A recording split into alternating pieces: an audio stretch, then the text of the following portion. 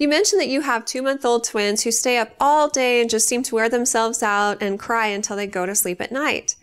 And around 2 months of age, babies are still getting into an established pattern of sleep. Around 6 to 8 weeks of age, they start to develop a sense of circadian rhythm.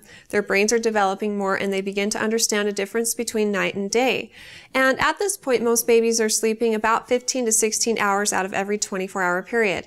And by about 3 months of age, 2/3 of this is usually happening at night, and there are usually 2 or 3 distinct nap periods during the day to make up the difference. Since you're having issues with getting your babies to sleep during the day, develop a routine that's going to work for your family and put them to bed for naps at regularly scheduled intervals during the day. Most parents find it successful if they put their kids down mid-morning and mid-afternoon. And let's say you pick 10 and 2.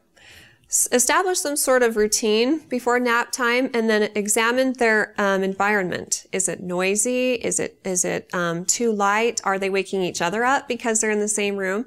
Those are all things to consider. So you might get some blinds, put them in separate sleeping areas, and maybe get a noisemaker if they're in the same room. And that might drown out noise that the other makes so that they're not keeping each other up. In the beginning, they may not take well to your change in their routine, but as they get a little bit older, especially as you're consistent about it, they'll probably take to it, and kids actually crave routine. And the older they get, the better they'll sleep.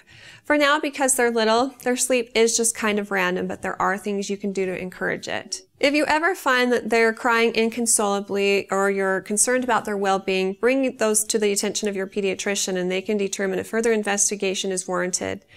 But I hope the best for you and that they're sleeping better soon. And if you have more questions for me in the future, please feel free to ask them on our Facebook page at facebook.com/Intermountain Moms and recommend us to your friends and family too.